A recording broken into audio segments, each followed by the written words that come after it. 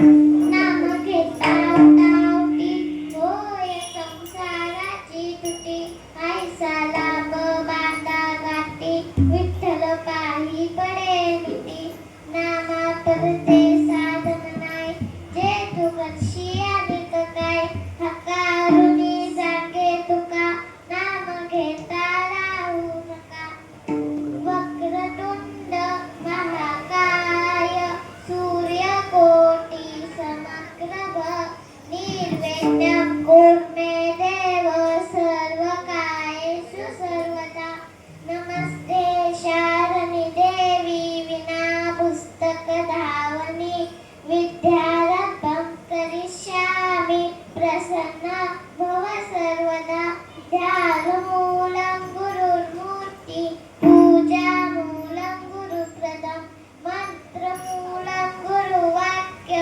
मोक्षमूलं गुरुकृपा सच्चिदानंद रूपाय विशोपत्या दिवेतवे तापत्रय विनाशाय श्रीकृष्णाय वयमुहा नाम संकीर्तनं यस्य सर्वपापप्रणाशनं प्रणामो दुःखशमनस्य तं नमामि हरिपरं शान्ताकारं भुजगशयनं पद्मनाभं सुरेशं विश्वाधारं गगनसदृशं मेघवर्णं शुभांगं लक्ष्मीकान्तं कमलनयनं योगविद्यायकम्यं वन्दे विष्णु भवभयहरं सर्वलोकैकनाथं पाण्डुरङ्ग करो प्रथम नमः पांडुरंगा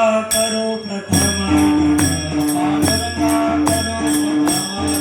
पांडुरंगा करो प्रथम दुसरे करुणा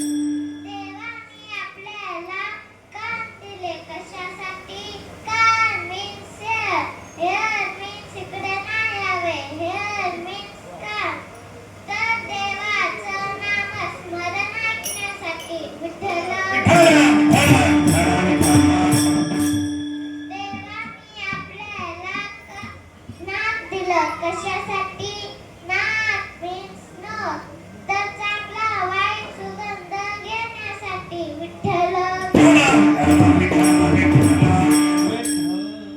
देवाने आपल्याला तोंड दिलं कशासाठी तोंड मीन्स माउथ तर कोण म्हणलं बडबड करण्यासाठी तर देवाचं नामस्मरण करण्यासाठी विठ्ठल देवाने आपल्याला हात दिले कशासाठी हात मीन्स हँड तर कोण म्हणलं जेवण्यासाठी तर देवाच्या भजनात टाळ वाजवण्यासाठी मग वाजवा विठ्ठल देवाने आपल्याला पाय दिले कशासाठी पाय मीन्स लेग तर कोण म्हणलं पायात पाय धुण्यासाठी तर देवाच्या मंदिरात जाण्यासाठी विठ्ठल देवाने अपने को भेजा देके भेजा है उसका सही इस्तेमाल करो विठ्ठल मी तुम्हाला छोटासा दृष्टांत सांगते एक कुत्ता पात नावाचा राजा होता त्याला दोन राण्या एकीचं नाव सुरुची आणि दुसरीचं नाव सुनीती सुरुचीचा मुलगा उत्तम आणि सुनीतीचा मुलगा ध्रुव हे दोघं खेळता खेळता ध्रुव त्याच्या वडिलांच्या मांडीवर बसला तसं सुरुचीने पाहिलं तर सुरुची धावत धावत आली आणि आपला पदर खोचला आणि ध्रुवाचा हात धरून ढकलून दिलं आणि म्हणाली ए कारट्या तुम्हाला नाही मागली अशी सुरुची म्हणाली कुणाला ध्रुवाला काय म्हणाली ए कारट्या तुम्हाला नाही मावली अशी सुरुची म्हणाली कुणाला ध्रुवाला विठ्ठल आणि म्हणाली जर या मांडीवर बसायचं असेल तर देवाची तपस्या कर देव प्रसन्न झाला की बोल मला सुरुचीच्या पोटी घाल मग तसं ध्रुव रडत रडत आईकडे जातो मग तशी आई बघते की ध्रुव रडत रडत येतोय तर आईने ध्रुवाला जवळ घेतलं डोळे पुसले कान गुच्चे घेतले आणि ध्रुवाच्या पाठीवर हात फिरवले आणि म्हणाली बाळा तुला काय झालं का रडतोस मग तसं ध्रुव म्हणाला मी बाबांच्या मांडीवर बसलो होतो मला मोठ्यांनी ढकलून दिलं आणि म्हणाली ए कारट्या तुम्हाला नाही मावली अशी सुरुची म्हणाली कुणाला ध्रुवाला काय म्हणाली ए कारट्या तुम्हाला नाही मावली अशी सुरुची म्हणाली कुणाला ध्रुवाला विठ्ठल आणि म्हणाली जर या मांडीवर बसायचं असेल तर देवाची तपस्या कर जर देव प्रसन्न झाला तर देव मग की मला सुरुचीच्या पोटी घाल मग तसं ध्रुव म्हणाला आई देव कुठे असतो मग तशी आई म्हणते देव एकांतात असतो जंगलात असतो आणि नामस्मरणात असतो मग तसं आईने जेवण आणलं जेवण भरवलं आणि आपल्या मांडीवर घेऊन अंगाई गाय लागली लिंबोणीच्या झाडामध्ये चंद्र समाज पाडसाला झोपकार येत नाही लिंबोणीच्या झाडाखाली चंद्र झोपला समाज पाडसाला झोपकार येत नाही मागे चंद्र झोपला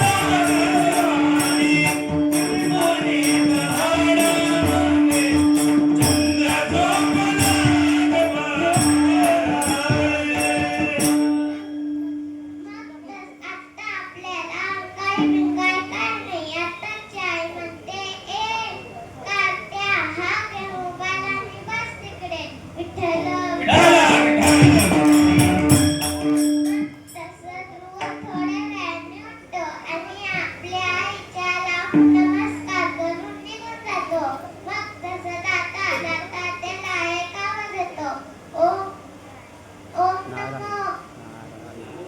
नारायण हा ओम नमो भगवते वासुदेवाय.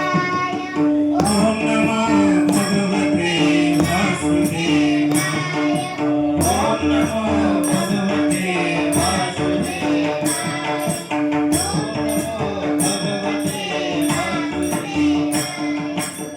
ओम नमो भगवते वासुदेवाय. ओम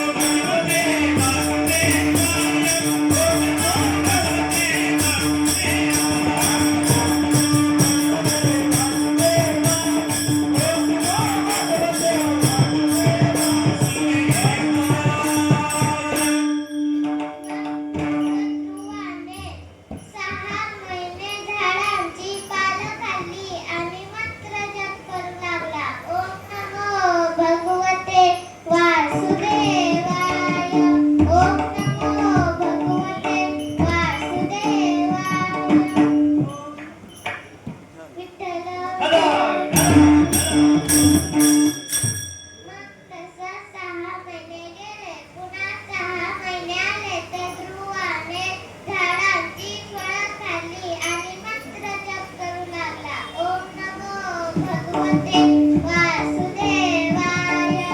ओम नमो भगवते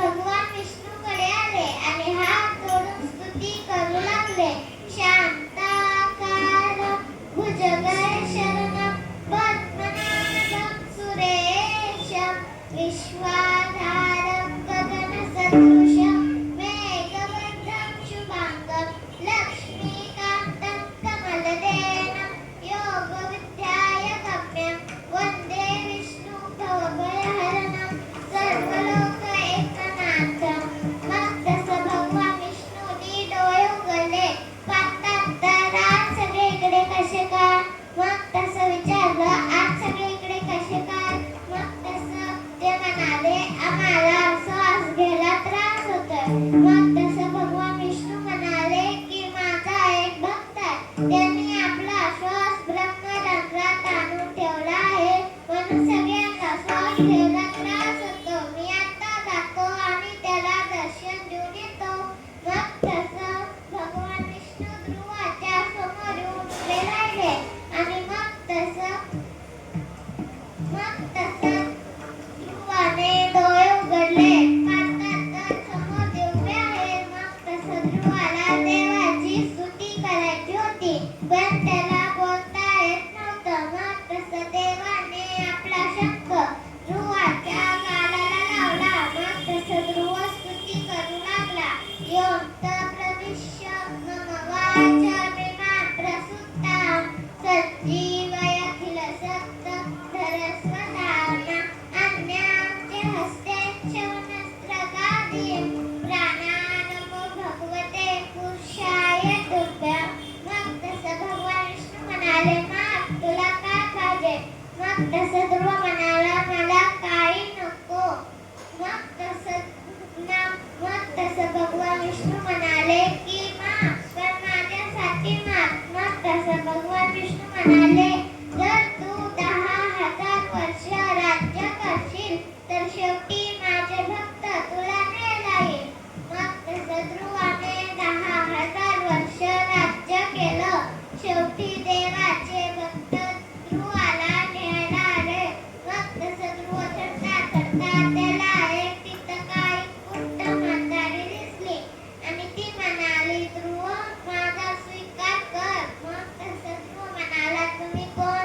मग तसं ती म्हणाली, मी मृत्यू देवता. मग तसं ध्रुव म्हणाला, तुम्ही थोडं खाली वाका. मग तसं ध्रुवाने एक पाय त्या काही कुंट म्हातारीवर ठेवला आणि एक पाय विमानात ठेवला आणि निघून गेले. म्हणून तुकाराम महाराज सांगतात, जगा काळ काहे आम्ही जगा काळ खाणे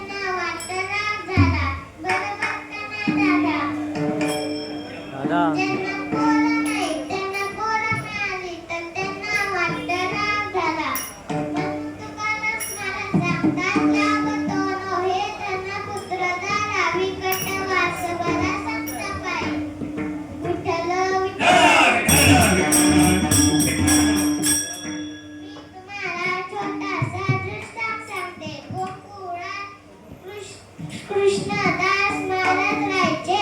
त्यांनी ग्रंथात वाचलं की कोणतीही साधना 12 वर्ष केली तर ती आपल्याला फळ देते. मग तसं त्यांनी ठरवलं की आपण रोज आपल्या हाताने फुलांचा हार बनवून घालायचा आणि 13व्या वर्षी त्यांना आपल्या घरी जेवायला बोलवायचं. मग तसं त्यांनी फुलं आणली, फुलांचा हार बनवला, आरतीचं ताट घेतलं, त्यामध्ये ठेवली फुलं आणि हार आणि भजन करत करत निघाले. हे गोपाल राधा कृष्ण गोविंद गोविंद.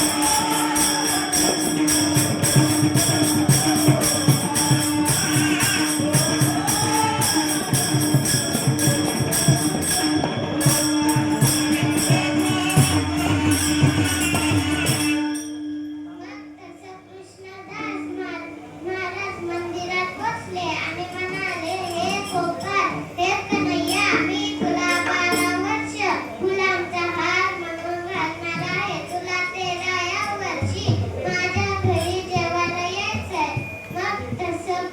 मग तसं कृष्णदास महाराजांनी असं करता करता 12 वर्ष झाली. 13व्या वर्षाचा दिवस उगवला. मग तसं त्यांनी फुलं आणली, फुलांचा हार बनवला, आरतीचं ताट घेतलं, त्यामध्ये ठेवली फुलं आणि हार आणि भगवंतासाठी जेवणासाठी बनवलेलं ती बासुंदी, पुरी, श्रीखंड तुमच्या तोंडाला काही सुटून देऊ नका. हे कथेतलं आहे.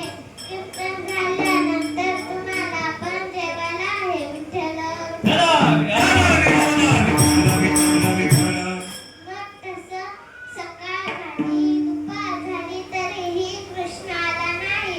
मग तसं त्यांना राग आला.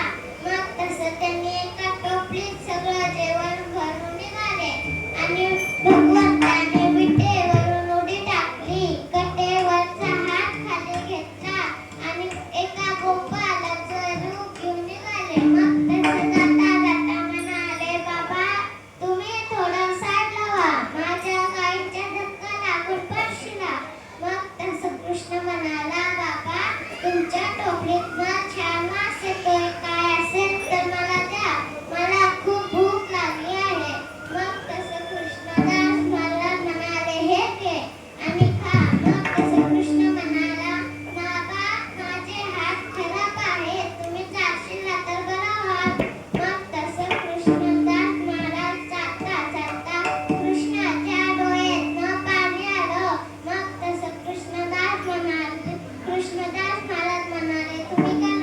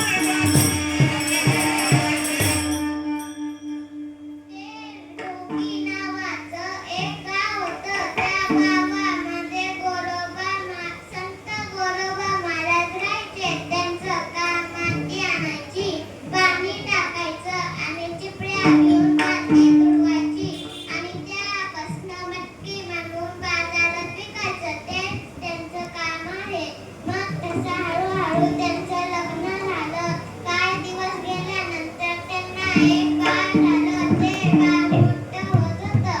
मग तसं एके दिवशी त्यांची पत्नी म्हणाली, अहो मी पाणीला जाते, बाळाकडे लक्ष द्या. मग कसं त्यांची पत्नी जाता जाता गोरोबा काकांनी माती आणली, पाणी टाकलं आणि चिपळ्या घेऊन माती तुडवली, तुडवू लागले. मग तसं त्यांची पत्नी बाळाकडे लक्ष देत जात होती. गोरोबांची कांता पाणी अशी जाता, कुत्र्याला पाहता खेळत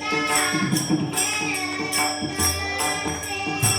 लक्ष द्यावी स्वामी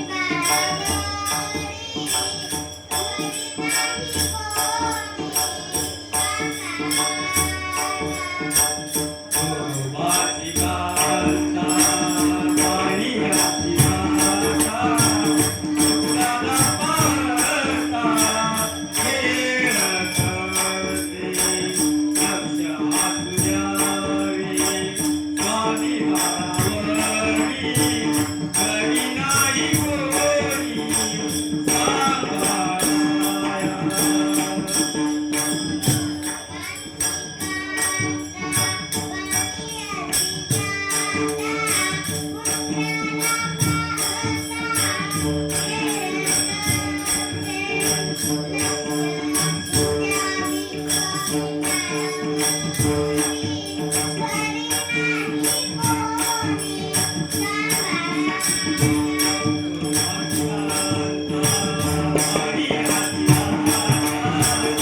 कुत्र्याला पाहता खेळत असे.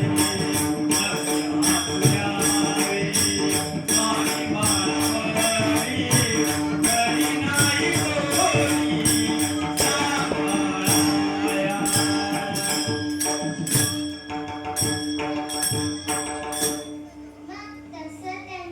मग तसं त्यांची पत्नी पाणीला जाते. मग ते बाळ हळूहळू चिखलाच्या मातीजवळ आलं आणि ते बाळ गोरोबा काकांच्या पायाजवळ आलं. आणि मग तसं गोरोबा काकांनी बाळाला माती सपून तुडवलं. मग तसं त्यांची पत्नी ती पाण्यात डबा नाही तर शेवटी गोरोबा काकांच्या धोतरापाशी आणि मातीपाशी गेलं आणि ती जोरात म्हणाली, अहो धनी आपलं बाळ. मग तसं गोरोबा काका दंग होतात. मग पत्नीवर हात उचलतात आणि मग तशी त्यांची पत्नी म्हणाली, खबरदार जर माझ्या अंगाला हात लावला तर तुम्हाला पांडुरंगाची शपथ आहे. मग तसं गोरोबा काकांनी डोक्याला हात लावून खाली बसले. मग तसं गोरोबा काका म्हणाले, हे विठ्ठला माझ्या हातनं काय घडलं. मग तसं पत्नीच्या हातचं पण काय खात नव्हते आणि काय पीत नव्हते. हळूहळू ही बातमी अख्ख्या गावात पसरते. एक म्हणते माहिती का काय झालं. मग तशी दुसरी म्हणते ना, नवलच झालं, नवलाची गोष्ट. नवलाची गोष्ट आयुष्यात येणारी. नवलाची गोष्ट आयुष्यात येणारी.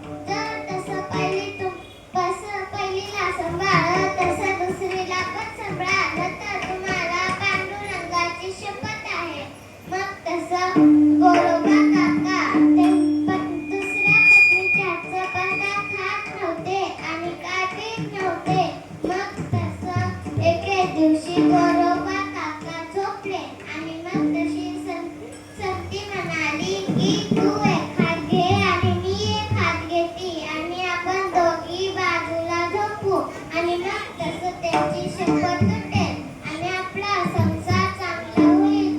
मग तसं रामीने एक हात घेतला आणि संतीने एक हात घेतला. मग तसं गोरोबा काका थोड्या वेळाने उठले. पाहतात तर दोघींनी हात घेतले आहेत आणि मग तसं ते म्हणाले की मी ह्या हाताने पांडुरंगाची शपथ मोडली म्हणून हे हात मला नको.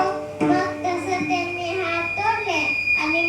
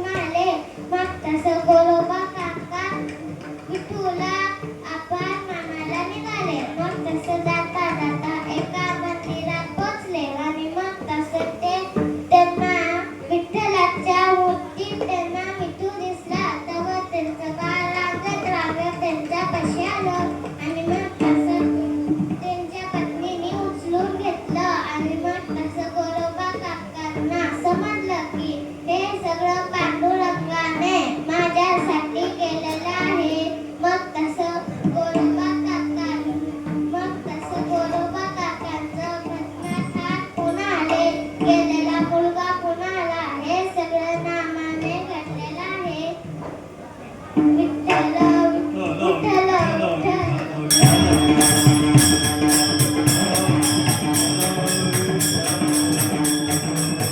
आता सगळ्यांनी हात वर करून एकदा देवाचं भजन करा.